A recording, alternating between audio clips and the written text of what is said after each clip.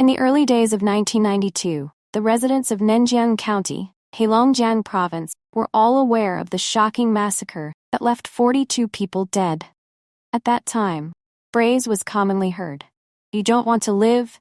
Go to Nonhe." This saying reflected the severity of the case. Even now, people are haunted by the image of dozens of corpses piled up, severely decomposed.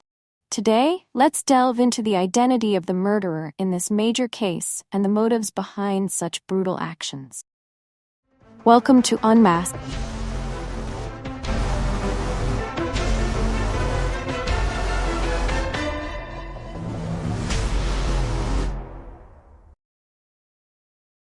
On a cold winter night in 1991, the temperature in Heilongjiang dropped to freezing levels, causing everything to be covered in ice. In the duty room of the Nonhe Police Bureau, a long ring suddenly echoed. "Hello, this is the Zhejiang Police Bureau. We need your assistance in investigating a major case. At least 20 people have been killed." Realizing the severity of the situation, the officer immediately reported it to his superiors. After organizing and agreeing on a plan, the Nonhe police quickly arrived at the address provided. When the door to the cellar was opened, the head of the police bureau ordered it to be flung wide open. Despite being mentally prepared, the scene before them left the officers utterly shocked. Many present bowed their heads and vomited in front of the small cellar filled with corpses lying everywhere. These bodies were in various states. Some had decayed to the point of being mere skeletons, while others retained a more defined shape. The Nonhe police stared at each other in disbelief, deeply aware of the neglect in their duties that led to this tragic outcome. Everyone was determined to solve the case as quickly as possible. The scene was cordoned off within minutes, and forensic doctors began working on the pile of bodies. Cold winter weather could not suppress the overwhelming stench of the decaying corpses. At that time, the temperature outside was below freezing, but inside the cramped cellar, everyone was drenched in sweat. Some of the older forensic staff even fainted from the unbearable conditions. When they reached the lowest level, they found that the bodies had severely decomposed, many having been eaten away by insects, leaving only bones. The investigation was challenging due to the small size and lack of light in the cellar. The deeper they went, the more suffocating the air became, and some investigators were overcome by oxygen deprivation and the toxic fumes from the rotting corpses. This horrifying crime quickly attracted international media attention. Chinese media continuously reported on the joint investigation efforts of the Zhejiang and Nonhe police. The public was deeply shaken, wondering what grudge the killer held against the victims to warrant such brutality. They also feared becoming the next target of the murderer. The anxiety was so high that many people began spreading the phrase, "You don't want to live? Go to Nonhe." Amid the ongoing hunt for the culprit, these words once again plunged the residents into a state of extreme panic. Snow blanketed the streets of Heilongjiang, and everyone longed for winter to pass quickly, hoping that the sun would rise again to dispel the dark fog in their hearts. After thoroughly searching every corner of the cellar, police discovered a total of over 40 bodies. The authorities concluded that this was a large-scale massacre, carried out by a gang with multiple members. It was known that within the past year, there had been a series of mysterious disappearances in Heilongjiang. The victims were mostly young women with attractive faces. After the news of the discovered bodies was published, families of the missing individuals came forward to identify the remains. Facial recognition and DNA tests confirmed that the bodies were indeed those of the missing women. Although it was hard to believe, the grim reality was that these unfortunate girls had lost their lives here. The public was outraged, not only because of the brutality of the killer, but also due to the perceived negligence of the security forces. The question on everyone's mind was, where was the government while Nonhe was engulfed in this tragedy? In an effort to restore public trust, the authorities mobilized a specialized investigative force, including dozens of special task force officers who tirelessly searched for suspects throughout the area. However, the lack of substantial clues made it difficult to narrow down the search. Despite the challenges, police persisted, taking statements from everyone in the community, from those with criminal records to the elderly and children. Through this method, they eventually identified a group of suspects and conducted interrogation. But none of them had any apparent motive for the crime. The police believed that this might be the work of a professional criminal gang, and after being discovered, they likely fled to other areas to continue their activities. As time passed and the snow and ice began to melt, the sun finally broke through. But to the disappointment of everyone, police could only offer vague explanations. This led the public to begin doubting the competence of the authorities, unintentionally putting immense pressure on the investigative team. However, luck finally arrived, albeit a bit late. After many long months, the case saw new breakthroughs. During a routine night patrol, area's security forces accidentally spotted a highly suspicious individual. As night fell, Hangzhou became increasingly bustling. At this critical transportation hub, police remained on high alert, especially Lian and Xiao Wang, who patrolled the station daily. In the early 1990s, the domestic social security situation was very unstable. As one of the major railway stations in the south, Hangzhou Station frequently witnessed thefts and scams. One night, during his patrol, Xiao Wang noticed something unusual. He observed a young woman, around 20 years old, short hair and an attractive face. Although it was October, weather in Hangzhou was still quite warm, yet the girl was wearing a thick sweater. What aroused Wang's suspicion was that the girl was talking to a man who appeared rather shady. This man had a lecherous expression, dark skin, and wore a thin shirt typical of southern styles. With his many years of experience, Xiao Wang believed this encounter had suspicious undertones. Such incidents were common at stations, where many people took advantage of the crowded environment to engage in illegal transactions of various kinds. A moment later, Xiao Wang suddenly noticed three men standing several dozen meters away, staring intently at the pair. Two of these men were sloppily dressed with rough appearances, likely manual laborers. The third was younger, fair-skinned, with a high nose bridge, and was quite handsome and striking. However, their eyes all had a menacing look. According to Xiao Wang's assessment, this was certainly not an ordinary transaction. It was likely human trafficking or dealing in illegal goods.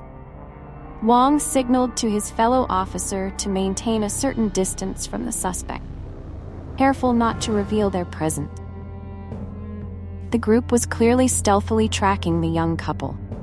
In the blink of an eye, the girl and the man quickly left. Fair-skinned man signaled the other two to follow them, and he also swiftly moved in their direction. Although their intentions were unclear, it was obvious they were up to no good. Xiao Wang signaled his team to stay alert and continued to monitor the group.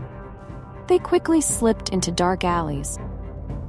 After about 10 minutes, they reached a secluded area where then suddenly surrounded the girl and the young man, appearing as if they intended to kidnap.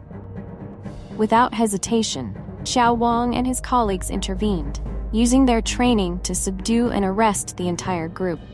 As a result, the young girl was fortunately rescued.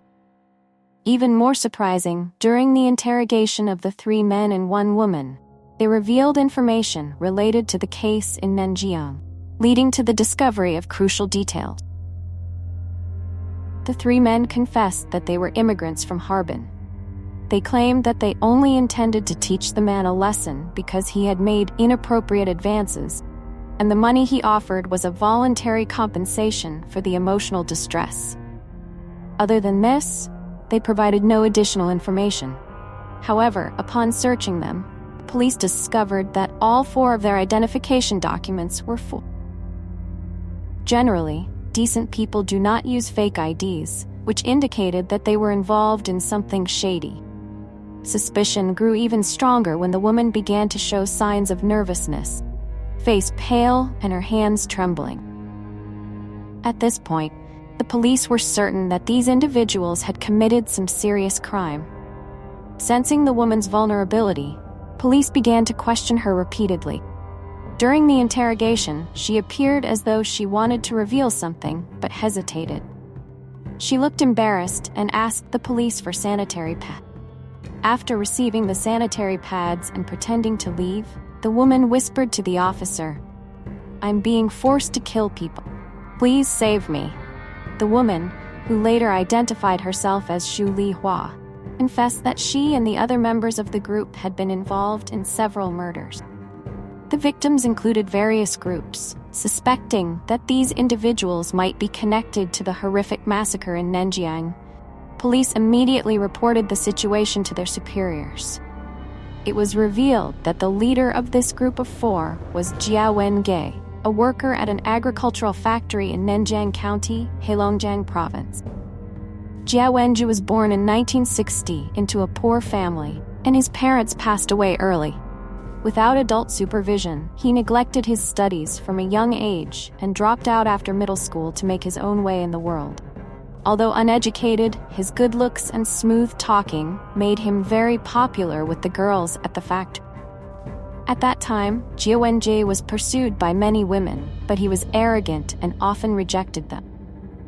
Beneath his charming exterior, however, was a deeply sinister ambition. Because of his dissolute nature, he formed a gang with a group of idle friends, commonly referred to as Falun Gong. Neighbors often saw him and his friends drinking, gambling, and carousing all day long. While working at the factory, Jia Wenge had illicit relationships with several female workers, which eventually led to his dismissal. After leaving the factory, Jia began working as an animal butcher. However, business was slow and his life became difficult. To earn more money, he decided to turn to crime, specifically robbery and murder. Starting in July 1990, Jia Wenge roamed the streets searching for victims, targeting young, naive women. With his attractive appearance, Jia lured dozens of women to his home. After having sex with them, he would rob them and then kill them. Those who resisted were met with even greater brutality. After murdering his victims, rather than disposing of the bodies, he would throw them into a storage pit. Rumors circulated that killing and robbing had become his hobby. It was even said that he slept next to the corpses day and night. Even more horrifying, Jia Wenge reportedly disemboweled the victims, removed their hearts and livers, and cut off their genitals, which he then fried or boiled and actually consumed. From January to August 1991, Jia Wenge and his accomplices formed a gang of butchers who specialized in luring victims and robbing them. Jia began recruiting Li Shuhua, farmer from Jiangdong town, and Sun Wen Li, a worker at a vegetable company. Together, they formed a gang that committed heinous crime. To facilitate their criminal activities, Jia and his accomplices rented a house in the area. During the first half of 1991, many people in the Heilongjiang area disappeared one after another, including both men and women. Terrified, the local residents no longer dared to go out at night for fear of becoming the next target of a killer. Among the victims, there was one particularly special individual, Xu Lihua. Xu Lihua was a nanny who took care of children at the kindergarten for the families of workers at the Heilongjiang agricultural factory. According to her confession, Xu Lihua and Jia Wenge were neither married nor in a romantic relationship, but she was forced to participate in his criminal activities. Xu Lihua admitted that on a night in October 1991, she was beaten by her drunken husband, thrown out of the house, and had to wander the streets. The small, sparsely populated roads frightened her greatly. She lost her bearings and ran towards the train station. At night, the station was crowded and well lit, making it relatively safe. There, Xu Lihua met Jia Wenge. Swayed by his sweet words and strong physique, she quickly succumbed and followed him to his home, not far from the station. He told her that he lived with his elderly parents, which made her trust him even more, and they soon arrived at his house. As soon as she entered, Xu Lihua noticed that the house had only 3 rooms and a fairly spacious yard. However, she quickly realized that there were no elderly people in the house. Instead, she found Jia Wengei's wife, Li Shuhua, and a little girl. When Li Shuhua saw her, she looked at her with disdain.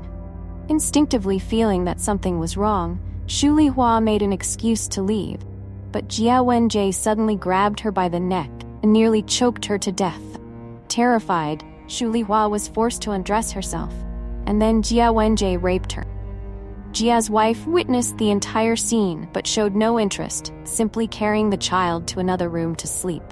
When Shu Lihua woke up, she cried, dressed, and prepared to leave. However, Jia Wenjie grabbed her by the neck again and knocked her unconscious. When she regained consciousness, she found herself locked in a foul-smelling vegetable cellar, surrounded by darkness, and suddenly realized she was lying among what felt like human flesh. Horrified, Shu Lihua realized she was in a pit of corpses. Overcome with fear, she used all her strength to push the door, but it wouldn't open. She kicked at it repeatedly, but it was no use. As she struggled in despair, Jia Wenjie suddenly appeared, holding a dagger. Upon seeing the knife, Shu Lihua was terrified and knelt down, begging him not to kill her. She promised to do anything to save her life. Jia Wenjie told her that if she agreed to work with him, he wouldn't kill her. Shu Lihua hastily agreed. Continuing her confession to the police about Jia Wenjie's gang, Shu Lihua revealed that Jia and his accomplices had lured wealthy acquaintances, invited them to dinner, and killed them after they became drunk. However, as the number of victims grew, Jia began to feel that this method was too risky and might eventually attract police attention. Consequently, Jia Wenjie suggested that Shu Lihua pose as a prostitute to lure men back to his home, where they would be killed. At first, Shu Lihua refused, but Jia threatened to kill her, parents, and her younger sister, leaving her no choice but to comply. During the dark nights, Shu Lihua would go to the train station in revealing clothes, attracting the attention of men. She would seduce them and lure them back to Jia Wenjie's home. Once the men entered the house, Shu Lihua would quickly excuse herself to the next room under the pretense of changing clothes. Then, Jia Wenjie and his two accomplices would suddenly rush in and brutally murder the victim, while also robbing them of their belongings. Initially, they used axes to behead the victims or stab them to death with daggers. After each killing, the house would be filled with blood. It would take several days to clean up the horrific traces. Some victims struggled and cried out loudly for help, but no one heard them. This cycle of killing repeated until the cellar became a burial ground for the bodies. After many hours of interrogation, Jia Wenjie and his accomplices finally confessed to their ruthless murders. In January 1992, the atmosphere in Heilongjiang was heavy and tense. During those days, the local People's Court held a public trial. According to the indictment, within just 2 years, from March 1989 to October 1991, Jia Wenjie and his accomplices had killed 42 people, including 18 men and 24 women. However, even when they were caught and brought to trial, Jia Wenjie and his accomplices remained remarkably calm. The murderer, Jia Wenjie, couldn't even remember how many people he had killed, though authorities determined the number to be 42. Many believe that the actual number could be higher, as there were cases where the victims' families didn't report the crimes and some bodies were burned to ashes.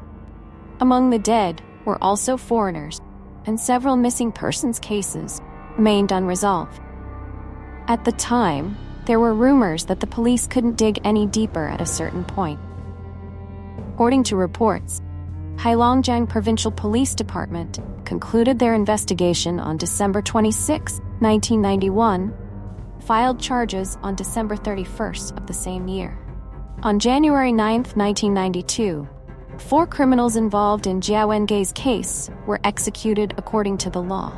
Before the execution, the prison vehicles carrying the criminals paraded around the city of Heilongjiang to demonstrate justice and ease the public's emotion. Although many years have passed, the massacre still terrifies the residents of Heilongjiang. No one dares to recall that painful memory. The truth cannot be buried. the tragedy happened, and because the exact death dates of the victims are unknown, people of Nanjiang commemorate the sentencing day of the murderers as the victims' first memorial day. Every year, the people hold a ceremony to remember the unfortunate victim. For the people of Nanjiang, there will never be a day for those inhuman killers. Thank you for joining us in today's video. If you have any other interesting cases you want us to explore, please share them in the comments below. And don't forget to like and subscribe to the channel to learn more about real cases around the world.